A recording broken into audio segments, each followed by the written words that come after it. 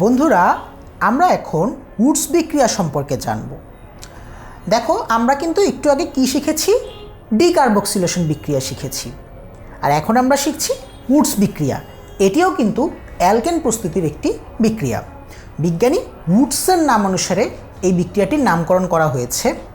তো এই বিক্রিয়া আমরা যেটি দেখতে পাচ্ছি সেটি হচ্ছে যে একটি অ্যালকাইল হ্যালাইড থাকবে। দেখো, অ্যালকাইল মূলক আর তার সাথে হ্যালোজেন পরমাণু রয়েছে এবং এই দুটো মিলে একত্রে অ্যালকাইল হ্যালাইড তৈরি করেছিল।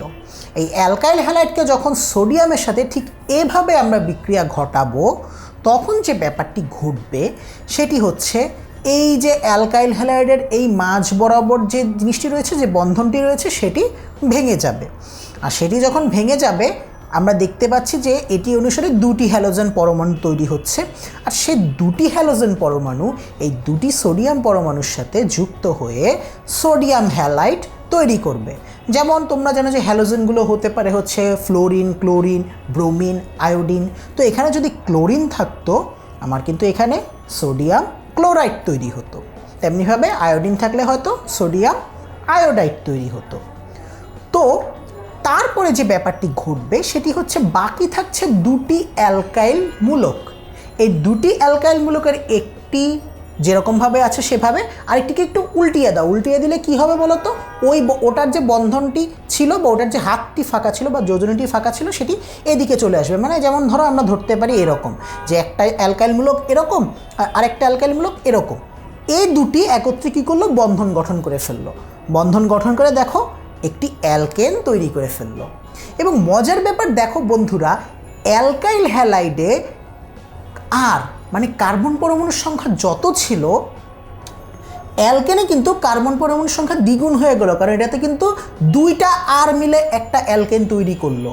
অর্থাৎ এখানে যে ব্যাপারটি ঘটবে, বিক্রিয়ক, মূল বিক্রিয়ক মানে অ্যালকাইল হ্যালাইডের থেকে দ্বিগুণ হয়ে যাবে অ্যালকেনের কার্বন পরমাণুর সংখ্যা। এজন্য কিন্তু আমরা এটিকে বলতে পারি যে কার্বন তুমি দ্বিগুণ হইলা কেমনে। মূলত এটি দ্বারা আমরা যেটি বুঝাচ্ছি যে অ্যালকাইল হ্যালাইডের কার্বন সংখ্যা কিভাবে অ্যালকেনে দ্বিগুণ হয়ে গেল। আমরা দেখেছিলাম যে ডিকার্বক্সিলেশনে আমরা বলেছি যে কার্বন তুমি কই গেলা, কার্বন তুমি কোথায় হারিয়ে গেলা, কারণ হচ্ছে ওখানে কার্বন একটি কমে গিয়েছিল। আর এখানে কি হচ্ছে? কার্বন পরমাণু দ্বিগুণ হয়ে যাচ্ছে। যেমন দেখো যে আমরা এখানে ইথাইল ক্লোরাইডের উদাহরণ দেখাচ্ছি। ইথাইল, এটি হচ্ছে দুইটি কার্বন বিশিষ্ট অ্যালকাইল মূলক যার নাম ইথাইল, এবং ক্লোরিন দেওয়া, তার মানে এটি হবে ইথাইল ক্লোরাইড। এটি সোডিয়ামের সাথে বিক্রিয়া করে প্রথমে কি করবে? দেখো, দুই অণু সোডিয়াম ক্লোরাইড তৈরি করবে।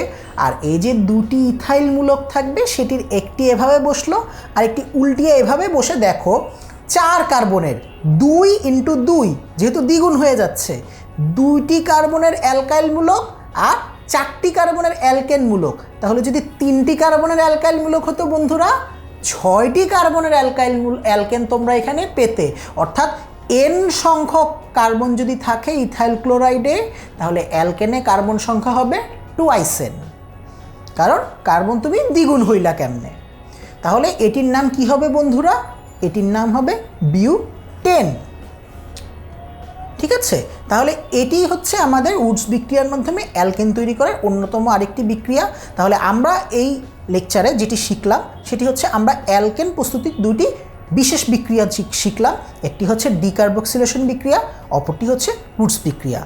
আরও মজার মজার জিনিস সম্পর্কে জানতে হলে অবশ্যই আমাদের সাথে থাকবে।